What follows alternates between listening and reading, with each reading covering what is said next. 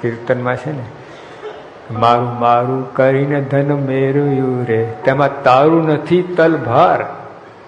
2002ની સાલમાં અમેરિકા હતા, એક ભાઈ પાસે $2.5 કરોડ. $2.5 કરોડ એટલે ₹1.25 રૂપિયા થયા.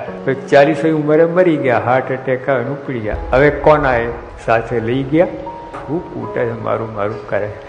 સાચી વાત છે કે નહીં? તો એટલે તમે નોકરી ના કરી, ધંધો ના કરો, ખેતી ના કરી, ફેક્ટરી ના, એવું નથી.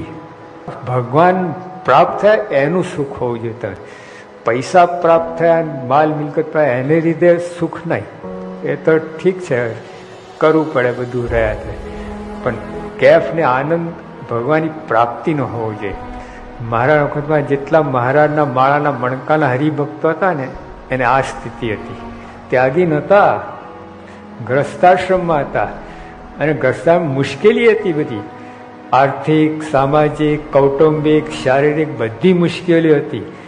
તો પણ ભગવાનના સુખે સુખ્યા હતા. જો ભાદરા ડોસાભાઈ હતા, એટલા ગરીબ હતા બચારા. એક શેઠે એમને કહ્યું, આ લુખ્ખું ખાવ? કોણ લુખ્ખું ખાય? કે ભગવાન સંભાળીને ખાય, લુખ્ખું તમે ખાઓ છો. જો વિચાર કરો, કેવી મસ્તી તમારે. અને આપણને કંઈ લુખ્ખું ખાવ?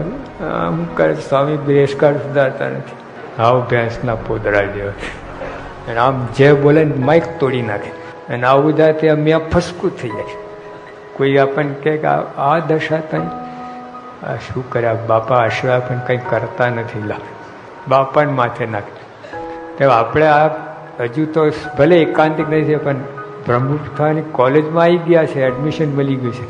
આટલા અનંત બ્રહ્માંડમાંથી આપણે સિલેક્ટ થયા છે, બોલો. હા, વગર ઇન્ટરવ્યુ. બાપાએ પોતે આમ લઈને સિલેક્ટ કરી લીધા. કેવું કહેવાય, કેટલી દયા કહેવાય. એટલે આપણે ઓછા પોતાને ના ગણવું, દરિદ્રી પણ ના લાવવું, લાચારી પણ ના લાવવું, કેફમાં બળ મારવું. આ લોકના સ્થિતિ, આ લોકની પ્રાપ્તિને લીધે મોરા ના પડવું.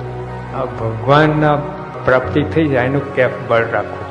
ભલે આ લોકની પ્રાપ્તિ હોય તોય ભગવાનની પ્રાપ્તિનું કેફ રાખવો. સહજાનંદ સ્વામી મહારાજ જય.